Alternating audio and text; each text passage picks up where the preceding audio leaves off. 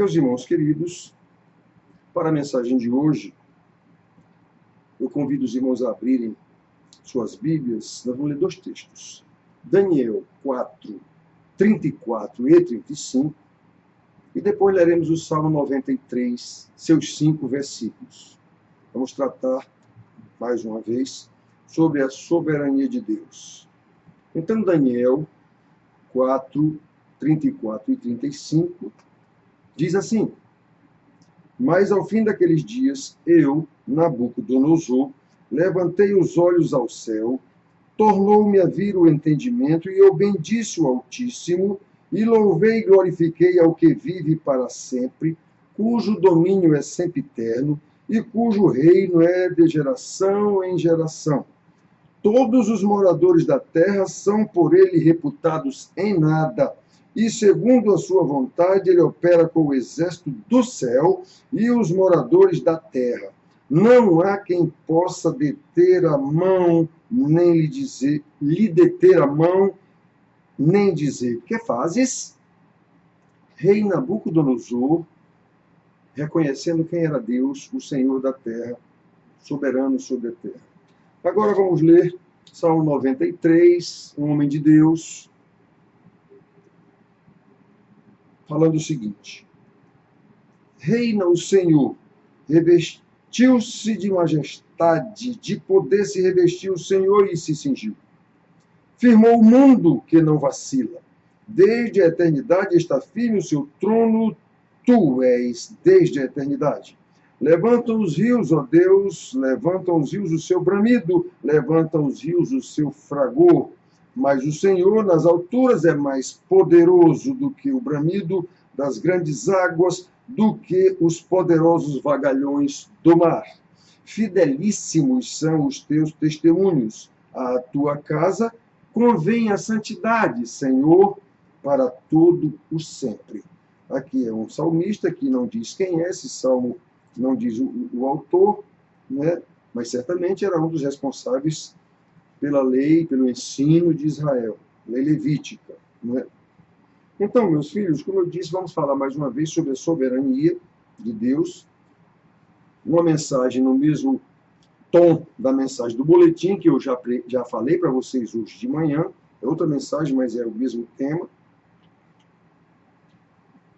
E quero lembrar aos irmãos o que eu falei no domingo passado.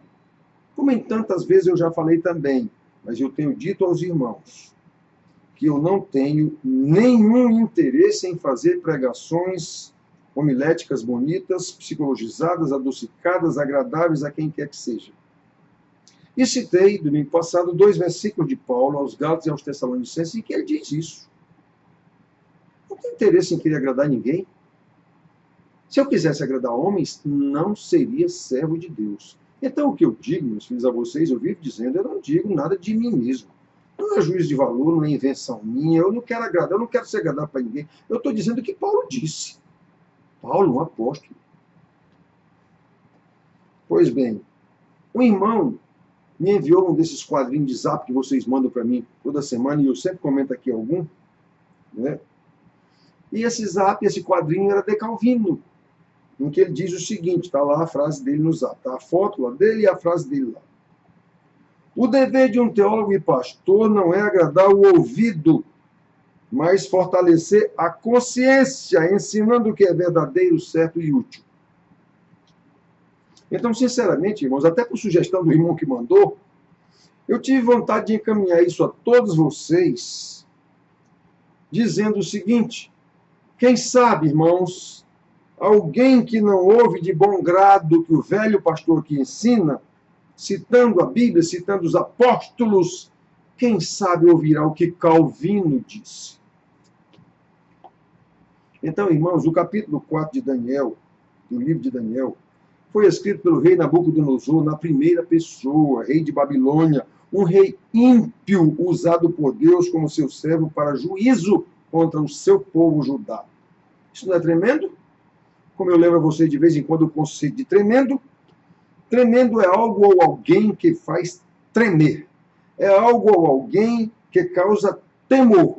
E não há nada nem ninguém maior do que Deus nesse sentido. Na sexta passada, como eu venho dizendo a vocês há um bom tempo, porque eu falei um dia do Deus terrível, isso escandalizou algumas irmãs da igreja. Eu disse, eu vou mostrar para vocês quem é esse Deus, embora eu fale sempre aqui, como eu falei que Deus era terrível, assombrou algumas irmãs lá. E eu disse, eu vou mostrar para vocês o Deus da Bíblia, alguns aspectos que pastor nenhum ensina. Eu vou mostrar o Deus tremendo da Bíblia, que nenhum pastor ensina. Eu vou mostrar o Deus terrível, como ele se denomina, e assombrou alguém aqui. O Deus que não é ensinado na igreja. Por isso os irmãos não o temem. Quem vai temer Papai Noel? Aí eu lembro, o que eu de vez em quando lembro, porque eu falo sobre esse Deus terrível, né? Tiago 2,19, ele diz assim, crês tu que Deus é um só? O Deus de Israel? Tiago falava muito mais sobre a lei, digamos assim, do que o ensino do Novo Testamento, ele se baseava muito mais na lei. Né? Então ele diz, tu crês nisso? Fazes bem, porque até os demônios creem e tremem.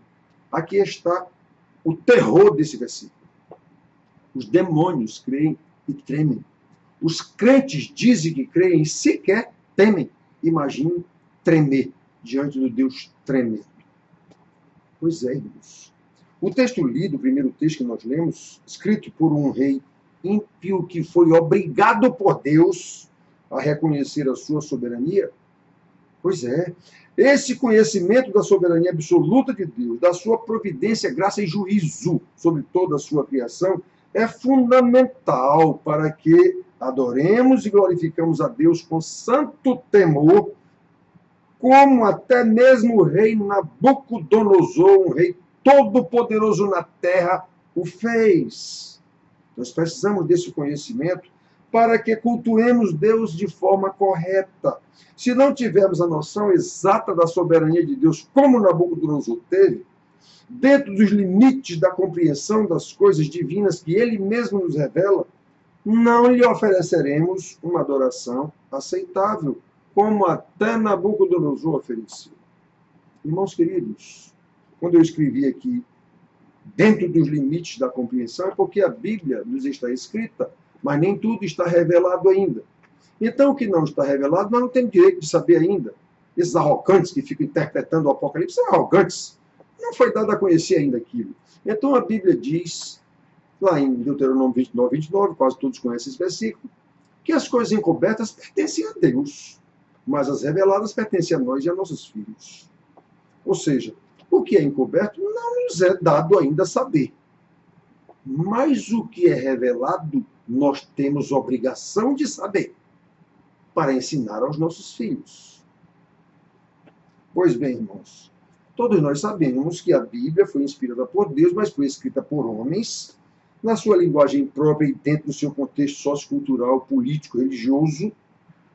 E é por isso que no primeiro texto que nós lemos, escrito por Nabucodonosor, dentro do contexto político da sua época e do poder que ele tinha como rei sobre os outros reis da época, ele declarou que Deus é Senhor, Deus sobre ele mesmo, Deus supremo sobre tudo.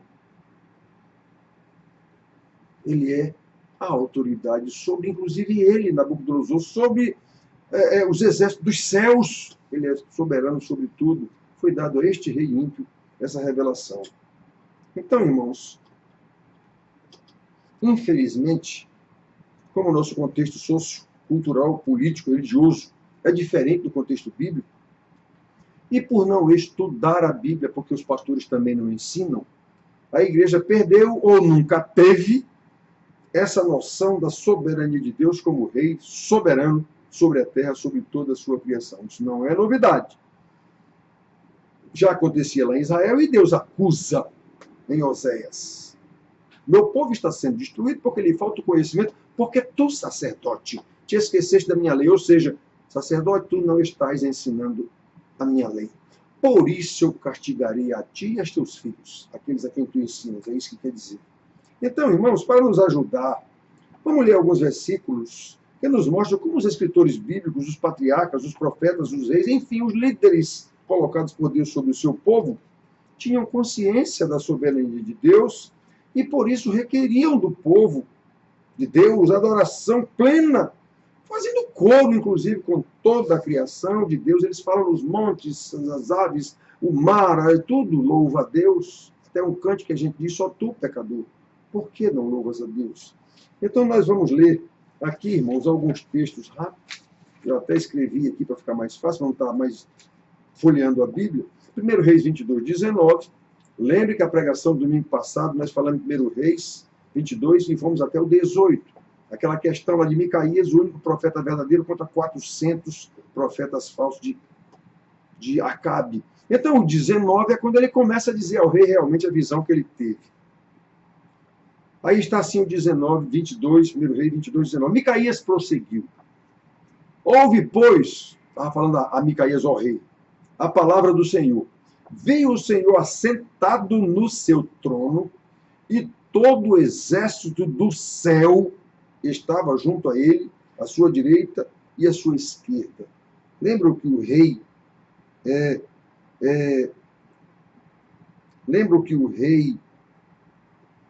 aqui viu o Deus Altíssimo, poderoso sobre tudo, o exército do céu, os moradores da terra. Pois é, Micaías viu esse exército, esse Senhor soberano sobre os exércitos do céu, tudo estava junto dele. Vemos o Salmo 47, 7 e 8, que diz assim: Deus é o rei de toda a terra. Salmodiai com harmonioso cântico. Deus é o rei de toda a terra, salmodiai com harmonioso cântico. Deus reina sobre as nações, Deus se assenta no seu santo trono. Esse é um salmo dos filhos de Coré, como eu disse, os responsáveis pelo ensino de Israel, a lei cerimonial. O Salmo 99, 1 a 4, é um salmo anônimo, mas diz assim: Reina, ó Senhor, tremam os povos. Ele está entronizado acima dos querubins, o exército dos céus, abala a terra. O Senhor é grande em Sião e sobremodo elevado acima de todos os povos. Celebrem eles, esses todos os povos, o teu nome grande e tremendo, porque é santo. Lembrando que tremendo é aquele que causa tremor, aquilo que faz temer, Deus. Isaías 6:1-3, que todos conhecem quase, quando Isaías diz que viu aquela visão do trono. No ano da morte do rei Uzias, eu vi o Senhor assentado sobre o alto e sublime trono, rei de toda a criação. E as abas de suas vestes enchiam o templo. Serafins, os exércitos do céu, estavam lá diante dele, aí ele diz, e clamavam uns para os outros, dizendo: Santo, Santo, Santo é o Senhor dos exércitos. Toda a terra está cheia da sua glória. Já no Novo Testamento, Hebreus, por exemplo, diz assim: olhando firmemente para o autor e consumador da fé, Jesus, o qual, em troca da alegria que lhe está proposta, suportou a cruz, não fazendo caso da ignomínia, e está assentado à destra do trono de Deus. Aqui está falando de rei, majestade, soberano.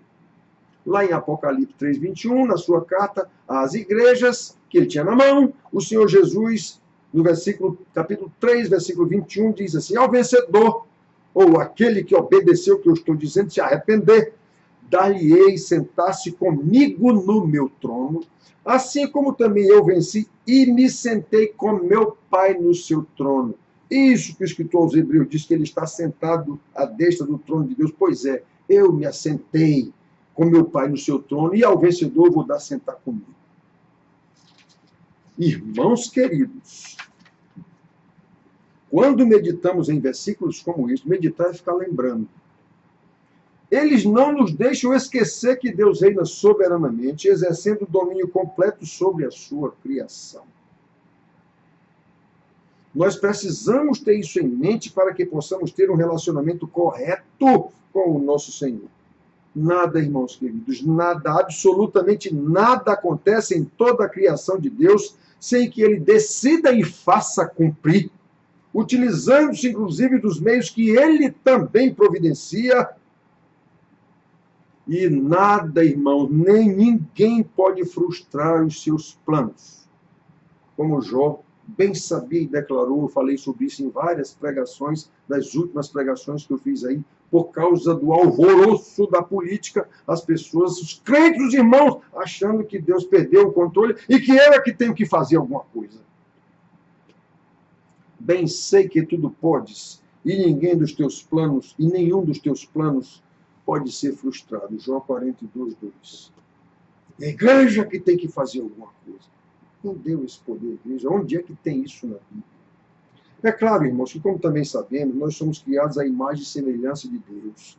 Seres dotados de intelecto, de vontade própria, de emoções, senso moral, e que Deus, o Criador, se utiliza dessas virtudes que Ele mesmo nos concede, de acordo com os seus propósitos, transformando, inclusive, conforme lhe apraz, mas obras ou pecados praticados por nós, ele transforma em bênção, conforme o seu desígnio, como foi o caso lá dos irmãos de José, que o venderam como escravo, e sem saber, estavam cumprindo um propósito de Deus, como José lhes revelou. Vós, na verdade, intentastes o mal contra mim, porém Deus o tornou em bem para fazer, como vedes agora, que se conserve muita gente com vida. Gênesis 20, 50. Obviamente aqui não há nenhum salvo-conduto, a gente pecar porque Deus vai transformar em bênção. Quem diz isso? O que eu disse aqui foi que ele pode, conforme o seu desígnio, usar até pecados nossos para transformar isso em bênção no tempo oportuno, conforme ele fez aqui nesse caso dos irmãos de José. De igual modo, embora se pregue que os judeus assassinaram a Jesus, e isso por desconhecimento da Bíblia, inclusive, gerou um ódio mundial contra os judeus, e, na verdade, como a Bíblia nos ensina, os judeus apenas estavam cumprindo o que Deus havia determinado, entregando-o nas mãos de autoridades romanas, como lemos em Atos 2:23, Pedro falando aos judeus, principalmente às autoridades. Sendo este Jesus entregue pelo determinado desígnio e presciência de Deus, vós o matastes, crucificando-o por mãos de iníquos. Então, Pedro deixa claro aqui, foram vocês que promoveram e urdiram tudo. Agora foram os iníquos, foram os romanos que o crucificaram. Foram os judeus que mataram Jesus, foram os romanos. Agora, por obra dos judeus. Aí, irmãos, Paulo explica nos capítulos 9, 10 e 11 de Romanos, meu Deus, que coisa tremenda! Paulo explica que foi Deus quem colocou os hebreus, os israelitas, em desobediência, para que eles fizessem o que fizeram, para que nós, os gentios, fôssemos enxertados na videira verdadeira. Meus irmãos, isso é tão tremendo, que o próprio Paulo não entende, digamos, direito esse negócio, e ele explode em louvor e adoração a Deus, no capítulo 11, lá nos versículos 33 a 36, dizendo assim: ó profundidade da riqueza, tanto da sabedoria como do conhecimento de Deus! Quão insondáveis são os seus juízos e quão inescrutáveis os seus caminhos! Quem, pois, conheceu a mente do Senhor? Ou quem foi o seu conselheiro? Ou quem primeiro lhe deu a ele que ele venha a ser restituído? Por isso ele explode, porque dele e para ele, por meio dele, para ele são todas as coisas, a ele, pois, a glória eternamente. Amém. Foi isso que Nabucodonosor fez. Mesmo ele sendo o rei da terra sobre todos os outros reis, ele viu que havia um Deus muito maior do que ele, soberano, e mesmo que ele não entendesse o que estava acontecendo, Deus deu a ele a revelação de que ele, na verdade, era só um servo de Deus, naquele momento. Então, irmão, veja o que Paulo escreve aqui. Se você ler a sua Bíblia, você vai passar por isso aqui, versículo 9, 10 e 11 de Judeus, você não vai entender isso. Nem vai entender por que essa explosão de Paulo aqui. Pois é, ele diz nesses capítulos aí que Deus colocou os judeus em desobediência para que nós pudéssemos ser enxertados na videira verdadeira. Aí ele também diz, atenção, atenção, vocês gentios enxertados. Se Deus não poupou nem a videira verdadeira lá, imagine vocês se desobedecerem também. Então, irmãos, prestem atenção ao que nós temos que saber, certo? Nós precisamos saber. Isso é um mistério que nós não sabemos explicar, que embora Deus controle as nossas atividades livres, essas atividades estão no controle de Deus, e ainda que determinadas por Ele, isso não nos isenta de culpa pelos nossos pecados. Como os irmãos de José não foram isentados, nem os hebreus que urdiram a morte de Jesus. Mesmo que esses pecados, Deus, na sua soberania, utilize e transforme isso em bem. Repito, como foi o caso dos irmãos de José e o caso dos judeus que urdiram a crucificação de Jesus. Isso é um mistério divino que escapa ao nosso entendimento. O que sabemos é que Deus é soberano, que está no controle da sua criação e que tudo segue seu curso normal, conforme determinado por ele, como se pode ver no Salmo 93 pequeno, que nós lemos. 1 a 4. Rei do Senhor revestiu-se de majestade, de poder se revestiu o Senhor e se cingiu. Firmou o mundo que não vacila, desde a antiguidade está firme o seu trono. Tu és Deus desde a eternidade.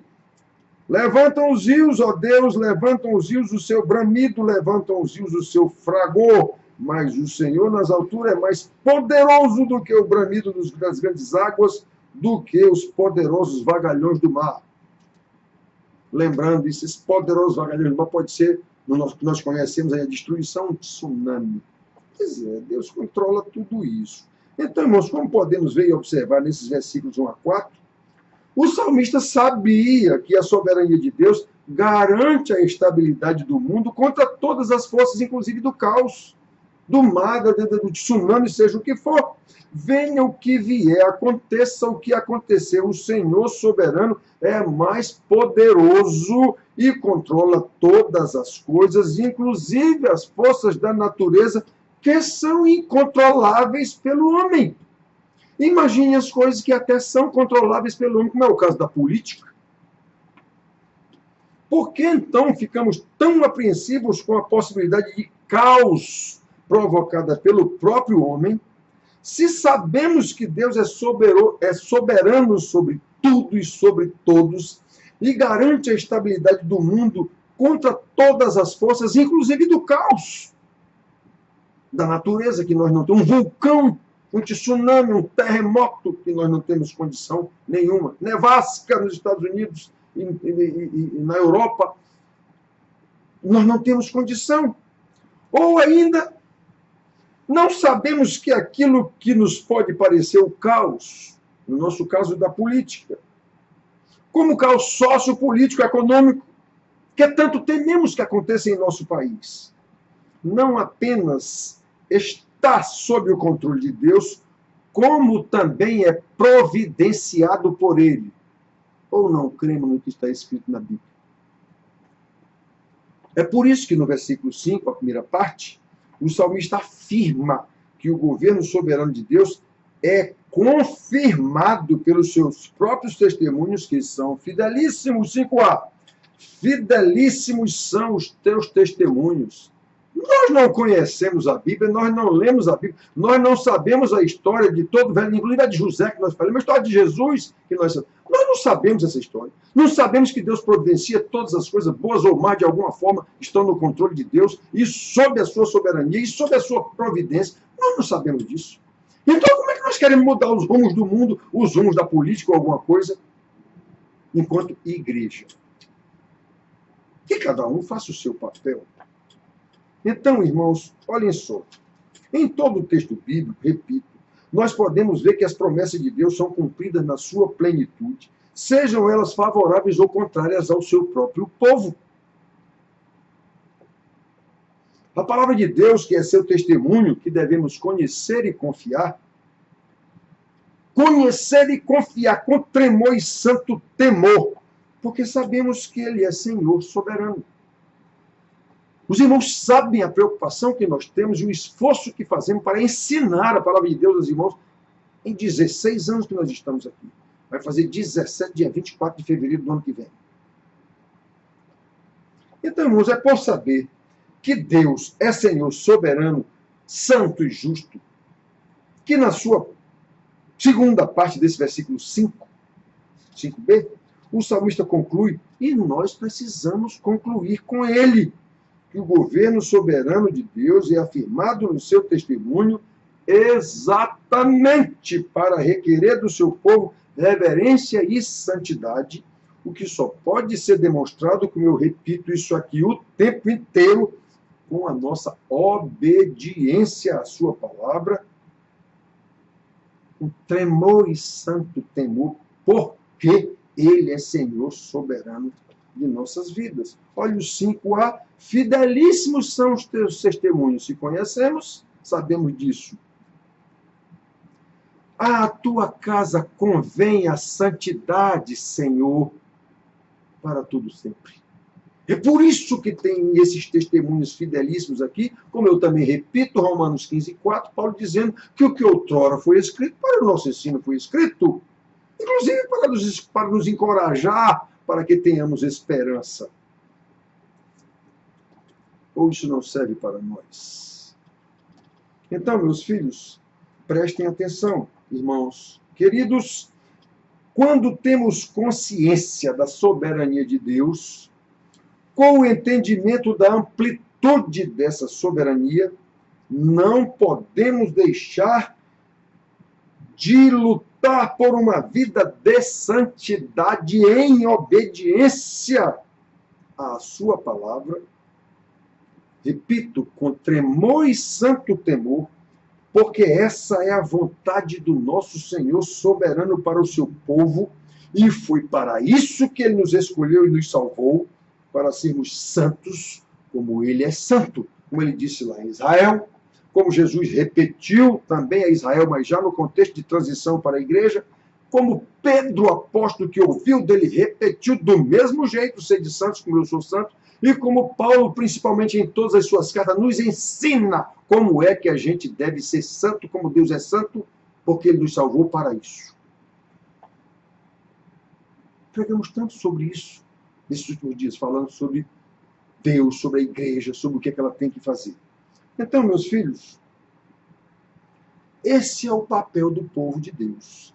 Esse é o papel da igreja, enquanto cada um desempenha a sua função social, sempre em obediência aos preceitos de Deus para a sua igreja, porque ele é soberano, a igreja é dele, não é nossa. Não temos que inventar nada. Só temos que fazer o que ele mandou, meus queridos. Só temos que fazer o que ele mandou. Como diz o homem de Deus aqui, a tua casa convém a santidade, Senhor, para todo sempre. É só isso, irmãos. Que Deus nos abençoe para viver assim, em santidade de vida, para louvor da sua glória. Amém.